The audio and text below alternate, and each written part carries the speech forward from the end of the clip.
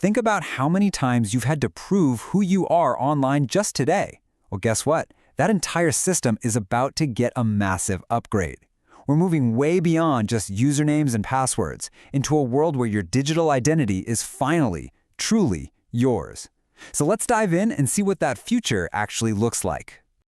All right, here's our game plan. First up, we're going to tackle the problem we all hate, passwords. From there, we'll see why identity is so much more than just logging in.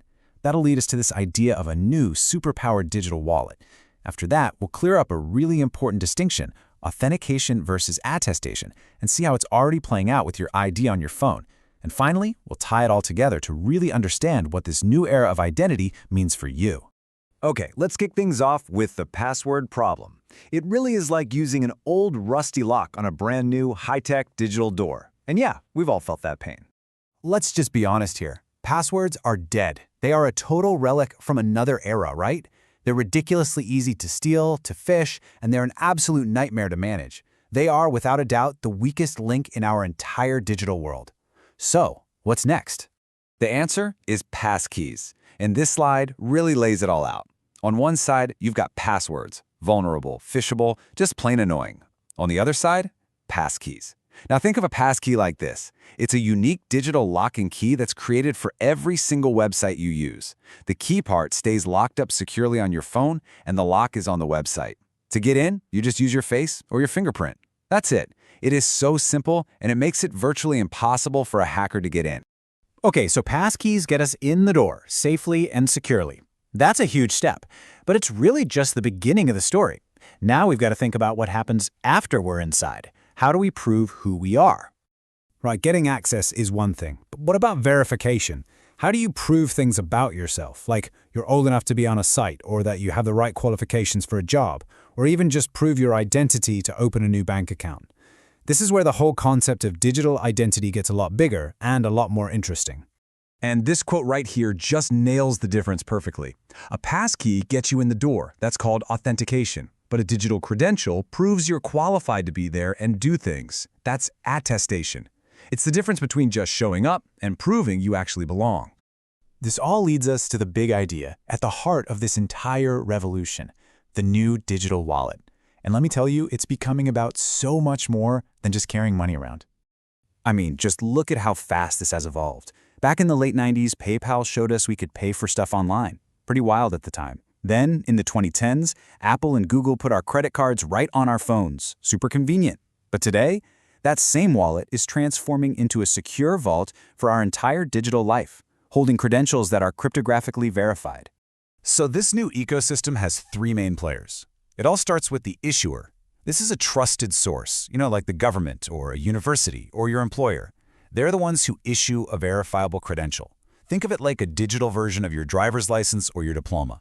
Then there's the holder. And guess what? That's you. You're the one who receives these credentials from the issuers, and you store them securely in your digital wallet right there on your phone. The key thing here is that you are in complete control of your own information. And the final piece of the puzzle is the verifier. This is basically any service that needs to check something about you. A bank, a store, a rental car agency, you name it. They can ask for proof, but you get to decide exactly what you want to share with them. Let's walk through a quick example so this really clicks. Step 1. The DMV issues you a mobile driver's license. Step 2. You hold it by adding it to your phone's wallet. Now for the magic. Step 3. You need to prove you're over 21 to some website. Instead of showing them your entire driver's license with your address and full date of birth, you can share only the fact that you are over 21. That's it. This idea is called selective disclosure, and honestly, it's a massive leap forward for personal privacy. All right, let's really hammer this home. We need to get this key distinction down pat. It might sound a little technical, but the idea itself is super simple. We're talking about authentication versus attestation, the two sides of the same identity coin.